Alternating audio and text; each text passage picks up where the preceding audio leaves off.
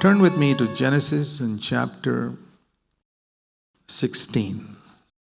You know, God had already told Abraham in Genesis chapter 12, verse 2, I will make you a great nation.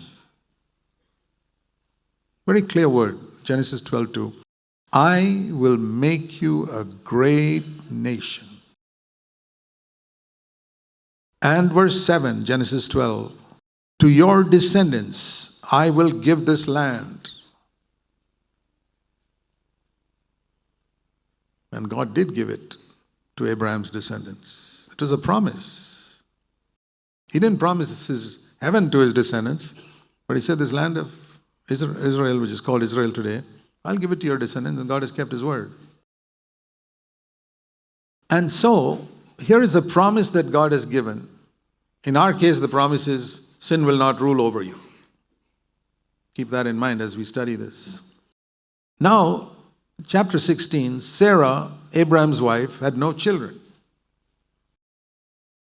Promise can't be fulfilled. How can your descendants own this land if you have no children? I don't have victory. So Sarah said to Abraham, now see, I don't have children, and we got to help God. God is in a tight situation now. We got to help him out somehow. Can you imagine the height of unbelief? To think that God cannot open Sarah's womb. It's real unbelief. And so please take my servant girl, whom we got from Egypt, verse 1, and Genesis 16:1, Egyptian maid named Hagar. You can have children through her. And listen to these very sad words. Very sad words. Chapter 16, verse 2, the last part. Abraham listened to the voice of Sarah. Earlier, Abraham listened to the voice of God. Now he listened to the voice of his wife. Just like Adam, Abraham was another guy who listened to the voice of his wife. And so he had a child. And the name of that child was Ishmael.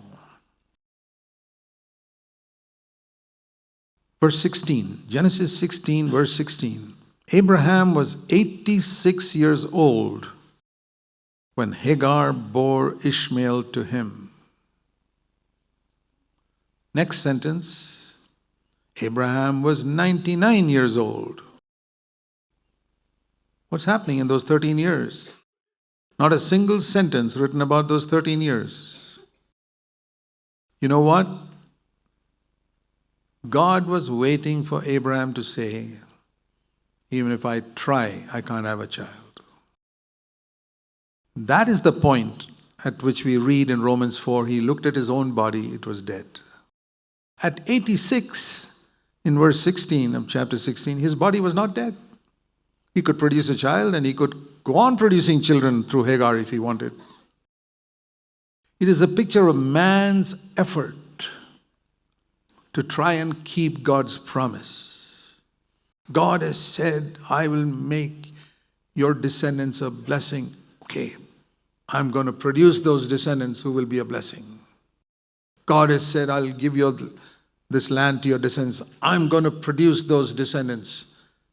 And he could do it. He produced an Ishmael.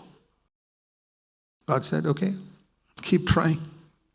It's not going to be accepted to me. And Abraham says in chapter 17, verse 18, oh, that Ishmael might live before you.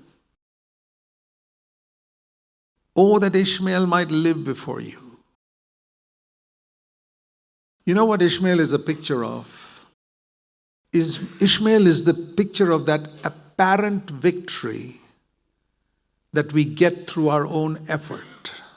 For example, you learn to control your tongue for a few days and say, oh, I got victory over anger. But it hasn't got out of your heart. And a few days later, you're losing your temper again. Oh, you say, that's just a slip up. Let me produce another Ishmael. You have to recognize, God has to wait. You know how God has to wait with different people? Here it was 13 years, not one sentence, between Genesis 16:16 and 17:1. You know, with Jacob, he had to wait 20 years before he could break him, dislocate his thigh and say, okay, now you'll be Israel. With Moses, he had to wait 40 years. With Abraham, he had to wait 13 years. What are they? Always the waiting is for making the fellow important. It took 13 years for Abraham to become important. I cannot produce a child. It took 20 years for Jacob living with his father-in-law and mother-in-law and sisters-in-law to recognize, I can't fulfill God's purpose. It took Moses 40 years staying with his father-in-law and his sisters-in-law to recognize, I'm useless. Then, at the age of 99, he comes to Abraham. And when Jacob has been broken, he says, now I'll make you Israel. And when Moses is broken, he says, now you'll be the deliverer. We must learn this lesson throughout. That's why God allowed Peter to fail 3 times. Because he was so proud. No, I'll never deny you. Okay, Peter, I'll teach you a lesson. Peter says, I can produce. What does he produce? An Ishmael. He says to a servant, small servant girl, I don't know Jesus. That was enough to humble Peter. He was broken. Then he could be filled with the Spirit and become a different man. And we can produce something in our own effort for it looks like the victory other people are talking about in CFC. And we say, oh Lord, is this good enough? Genesis 17:18, oh that Ishmael might live before you. And God says, no. Have you heard God say no to you? To the yoga type of control you had over your anger, where you control your tongue. And with a great effort you accomplished something in some area, an Ishmael. You say, oh Lord, is this acceptable? And God says, no. That's just your own effort. You get the credit for it. And the proof of it is that you look down on other people who lose their temper. That is, whenever you overcome some sin and you look down at another person who falls into the same sin, you can be absolutely sure that that victory you have is an Ishmael. Why? Because you say, I accomplished something and that guy cannot. Okay. It's an Ishmael.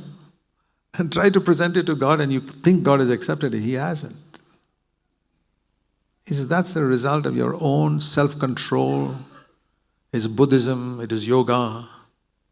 Look at your heart. Man looks on the outward appearance and gives you credit for looking like a victorious Christian. But God looks at the heart. He says, you're no different from anybody else. I see you got partiality in your heart. So you already got 0. I see there's somebody you cannot stand. You got 0. You may boast about your external, what you think is CFC standard or whatever it is, but God says you got 0. God says, no, I won't accept it. And now, finally, we read in Genesis 21, verse 1, the Lord took note of Sarah and gave her the seed he promised, and Sarah conceived. Genesis 21:2, in his old age, just as God had spoken to him. It's a wonderful thing when we can experience that. God has said sin will not rule over you. And it happens. Or like it says in Hebrews 8:11, I will write my law in your mind and in your heart. I will put my law in your mind and write it in your heart. That's not your effort. That is God doing something. That is in Isaac.